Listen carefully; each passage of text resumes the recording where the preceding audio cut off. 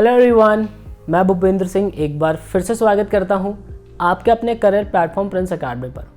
सो यार, आज वाली वीडियो बहुत ज़्यादा इंपॉर्टेंट होने वाली है। मैंने बहुत सारे बच्चे देखे हैं जो नोट्स बनाते ही नहीं हैं, और अगर नोट्स बनाते हैं तो उनके आधे नोट्स किसी और कॉपी के अंदर होते हैं और आधे नोट्स किसी और कॉपी के अंदर होते हैं। आज वाली वीडियो के अंदर मैं मेरे खुद के नोट्स आपके साथ शेयर करूँगा, मैं किस तरीके से नोट्स बनाता था, किन बातों का ध्यान रखता था एक्चुअल में, और आपको नोट्स बनाते वक्त कितना सोचना चाहिए चीज़ों को लेकर, अपने कॉन्सेप्ट को कितना सोचना चाहिए और क्या इम्पोर्टेंस है एक्चुअली नोट्स की। आज आपसे इन डेप्थ बात करूँगा। सो चलिए यार, शुरू से शुरुआत करते हैं। सो यार, ये रहे अपने नोट्स, और मैंने यहाँ पर ना ऐसे पेन की कैप लगा दी है, क्योंकि जब मैं अभी इससे पहले एक वीडियो रिकॉर्ड कर चुका हूँ ऑलरेडी, तो उसमें बड़ी पेजेस की एनोइंग से साउंड आ रही थी, ताकि वो साउंड ना आए इसलिए मैंने यहाँ पे पेन लगा दिया है ना। सो अब जैसे चलते हैं यार, बिल्कुल उद्घाटन करते हैं इसका।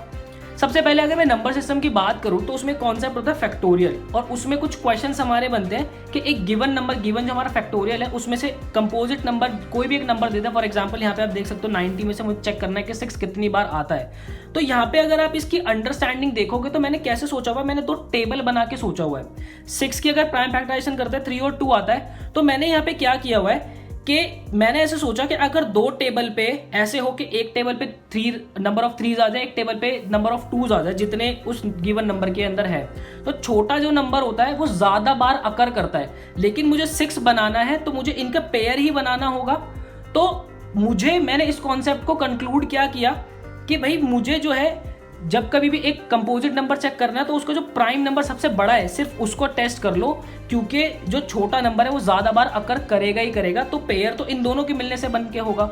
तो इस तरीके से आप सोच सकते हो, अपने अंदाज से नोट्स बना सकते हो। हिंदी, इंग्लिश, आपकी कोई भी जो रीजनल लैंग्वेज है वहाँ पे उसको लिख लो, उसका सहारा लो। मेन बात है हमें कॉन्सेप्ट सीखना है कि कॉन्सेप्ट क्या है। हमारे नोट्स आगे कोई पढ़ने नहीं वाला, हमारे नोट्स हमें ही पढ़ने हैं। फॉर एग्जाम्पल आपकी रीजनल लैंग्वेज मलयालम है तो उसके पास में मलयालम के अंदर कुछ भी लिख दो, आपको जो समझ में आया। मैं आपको दिखाऊंगा, मैं वहाँ पे हिंदी में लिख देता था, क्योंकि मुझे वहाँ पे डेफिनेशन कोई नहीं पूछने वाला, वहाँ पे एग्जामिनेशन सीट पर बैठ के कॉन्सेप्ट काम आता है। ठीक है, आगे चलता हूँ। तो आगे मेरा ये रहा पेज। सो यहाँ पर आप देख सकते हो यार, इस अगर पेज की मैं बात करूँ तो मैंने यहाँ पे प्रॉपर कंपाउंड इंटरेस्ट जब पढ़ना शुरू किया तो मैंने हिंदी में उसको देखा कि चक्रवृद्धि ब्याज बोलते हैं। क्यों? क्योंकि मेरे घर के आसपास जब कभी भी मैंने ये टर्मिनोलॉजी सुनी है तो वो चक्रवृद्धि ब्याज ज़्यादा सुना है मैंने। तो अब अगर यहाँ पे मैं इसके कॉन्सेप्ट को देखूँ तो मैंने इसको प्रॉपर कॉन्सेप्ट देखा, और इसकी खूबसूरती बताऊँ ना अगर कॉन्सेप्ट की, तो देखो आप यहाँ पे मैंने सिंपल इंटरेस्ट और कंपाउंड इंटरेस्ट को अच्छे से कंपेयर किया। उसके बाद जो मैं आपको बात बताता हूँ, मैंने यहाँ पे छोटे छोटे क्वेश्चंस के फॉर्मेट में भी लिख लिया कि ज़्यादातर कि कहाँ पे क्वेश्चन एग्जामिनर पूछता है। ठीक है, उसके बाद आप देख सकते हो, मैं आपको एक बहुत अच्छा बढ़िया कॉन्सेप्ट दिखाता हूँ। यहाँ पे जो मैंने लिखा था कि compound interest is just an GP, मतलब अगर आप एक जीपी ले लो तो जीपी और कंपाउंड इंटरेस्ट सेम होते हैं बिल्कुल। क्योंकि अगर यहाँ पे आप देखोगे, अगर मैं जीपी लिखूँ तो 2, 4, 8, 16, 32 ऐसे हमारे जीपी चलते, तो उसमें कॉमन रेशियो क्या हो गया, 2 हो गया। अगर मैं कंपाउंड इंटरेस्ट की तरफ नजर डालूं तो वो भी कहीं ना कहीं ऐसा ही काम करता है। फॉर एग्जांपल प्रिंसिपल मैंने लिया तो उस पर 20% का रेट लगा, फिर आगे 20% का रेट लगा, फिर 20%। तो यहाँ पे अगर मैं देखूं, अगर मेरा रेट ऑफ इंटरेस्ट सेम है तो 20-20-20-20 ये क्या है, एक तरीके कॉमन रेशियो ही तो काम कर रहा है यहाँ पे। सो इस तरीके से आप सोचा करो। और देखो मैं आपको और बढ़िया बढ़िया कॉन्सेप्ट दिखाता हूँ।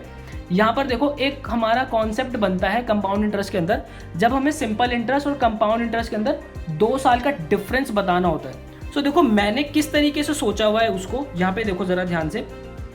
अगर मैं सिंपल इंटरेस्ट की बात करूँ तो यहाँ पे मेरा सिंपल इंटरेस्ट और कंपाउंड इंटरेस्ट देखो फर्स्ट ईयर के अंदर बिल्कुल सेम अमाउंट देता है। ठीक है ना, या फिर आप इसको, और हाँ यहाँ पे ये सेम इंटरेस्ट देता है। यहाँ पर अगर आप देखोगे तो 2 साल के अंदर P+2I और P+2I ये तो दोनों के अंदर सेम है, लेकिन जो फर्क आ रहा है यहाँ पे ये I2 का आ रहा है। और ये I2 क्या है, जो मुझे एक और ब्याज मिला है। अब कैसे इसको समझ सकते हो आप, ये देखो मैंने यहाँ पे और अंडरस्टैंडिंग इसकी क्लियर की हुई है इस तरफ। यहाँ पे मान लो इतना मेरे पास अमाउंट था, दोनों जगह सेम, एक जगह सिंपल इंटरेस्ट लग रहा है, दूसरी जगह कंपाउंड इंटरेस्ट लग रहा है। तो यहाँ पे मैंने क्या करा, देखो सिंपल इंटरेस्ट के अंदर क्या होगा, उस प्रिंसिपल पे मुझे कुछ इंटरेस्ट मिल जाएगा, और सेकंड ईयर में क्या होगा, सेम वही इंटरेस्ट मुझे मिलेगा आगे। ये एक और बॉक्स मैंने सेम बनाया हुआ है। लेकिन कंपाउंड इंटरेस्ट में क्या होगा, मेरा देखो फर्स्ट ईयर के अंदर simple interest compound interest same होता है, लेकिन सेकंड ईयर के अंदर क्या होता है ये मेरा बढ़ता तो है, लेकिन ये जो एक रेड वाला बॉक्स दे रहे हो, देख रहे हो ना आप, ये रेड वाला बॉक्स, ये और एक और एक्स्ट्रा आ जाता है। और वो क्या है, जो फर्स्ट ईयर में जो हमारा इंटरेस्ट आया था उसके ऊपर एक और इंटरेस्ट लगा है। तो अगर तुम नॉर्मल फॉर्मूला देखोगे तो हमारा नॉर्मल फॉर्मूला क्या होता है, ये होता है 2 ईयर्स का P इंटू में R/100 का स्क्वायर। लेकिन मैं कैसे दिमाग में रखता हूँ, मैं कोई फॉर्मूला ध्यान नहीं रखता। मैंने ये देखा कि 2 साल में जो फर्क डिफरेंस क्रिएट कर रहा है, यहाँ पे देखो ना, यहाँ पर मेरी ये वैल्यू सेम है, बड़ा ब्लॉक 2 छोटे ब्लॉक, यहाँ पे बड़ा ब्लॉक 2 छोटे ब्लॉक, ये सेम है, लेकिन जो फर्क आ रहा है इस रेड बॉक्स की वजह से आ रहा है। और ये रेड बॉक्स है क्या एक्चुअल में, ये डिफरेंस है, इन दोनों के बीच के अंदर डिफरेंस है। और ये रेड बॉक्स है ब्याज का ब्याज, मतलब ये जो मैंने ब्याज निकाला था इसके ऊपर एक और ब्याज। तो आप देख सकते हो मैं हिंदी इंग्लिश, एक्चुअल में इंग्लिश मिक्स करके अपने नोट्स बनाता था, क्योंकि ट्रस्ट मी, हमें कोई पब्लिश नहीं करने नोट्स, हमारे नोट्स हमें ही पढ़ने हैं। सो आपकी जो रीजनल लैंग्वेज है उसके अंदर उसको सजाना सीखो, उसके अंदर लिखना सीखो, बहुत ज़्यादा इंपॉर्टेंट है। तो यहाँ पर देखो यार, ये मुझे प्रिंसिपल इंटरेस्ट दे दिया, ये मेरा रेट हो गया, और ये मेरा 2 ईयर्स टाइम दे दिया। अगर मुझे डिफरेंस निकालना है तो मैं क्या करता हूँ, देखो ये 5000 मेरा, या यहाँ पे 6% अगर इसका इंटरेस्ट है तो पहला ईयर का इंटरेस्ट कितना आ जाएगा 300। और डिफरेंस क्या क्रिएट करता है, ब्याज पर जो ब्याज लगता है वो डिफरेंस क्रिएट करता है। तो यहाँ पे मैंने 300 पे फिर से एक और 6% का रेट निकाल दिया, तो मेरा 18 रुपये क्या आ गया, डिफरेंस क्रिएट हो गया। तो इस तरीके से आप सोच सकते हो, इस तरीके से नोट्स बनाया करो। जो फॉर्मूले एक्चुअल में आपके टीचर्स आपको दे रहे हैं उसको अच्छे से समझा करो कि फॉर्मूला कहना क्या चाह रहा है। तो आप ये देख सकते हो यार, ये मैंने सेम वही चीज़ एक बार 3 ईयर्स के लिए भी यहाँ पे लिखी हुई है। मतलब 3 ईयर्स के लिए अगर मैं देखूँ तो 3 गुना होता है ब्याज पर ब्याज, प्लस उसके अंदर मैं जोड़ता हूँ ब्याज पर ब्याज पर ब्याज, ठीक है ना। तो मैं ये फॉर्मूला, जो ये वाला फॉर्मूला ध्यान नहीं रखता, मुझे आज तक भी कभी याद नहीं है फॉर्मूला। तो इस तरीके से आप अरेंज कर सकते हो अपने नोट्स को। आगे चलता हूँ यार। अब जैसे कि अगर मैं प्रॉफिट एंड लॉस की बात करूं, सो पूरा का पूरा प्रॉफिट एंड लॉस मैंने इसी के अंदर समा दिया, एक डायग्राम के अंदर। मतलब कि देखो, जो ये कंपाउंड इंटरेस्ट हो गया, ये मेरा कॉस्ट प्राइस हो गया, मेरा सेलिंग प्राइस हो गया, यहाँ पे मेरा जो इसके बीच वाला एरिया है ये प्रॉफिट परसेंटेज और लॉस परसेंटेज होती है।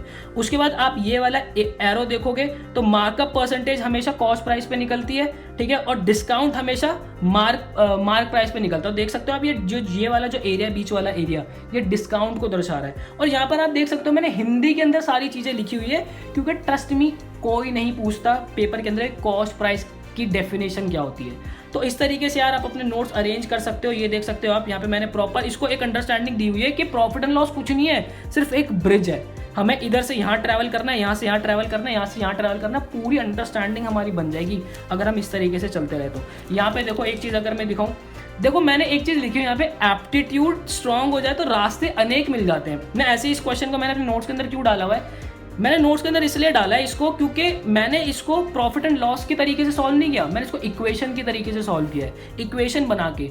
तो यार आप भी जो है ये अंडरस्टैंडिंग अपनी ब्रॉड करो, अपनी क्वांट को जो है उसका टेस्ट लेना शुरू करो कि एक्चुअल में चीज़ें क्या कहती हैं। तो फिर आपको फॉर्मूले की बहुत कम ज़रूरत पड़ेगी, आप अपनी अंडरस्टैंडिंग से ही काम करना शुरू कर दोगे।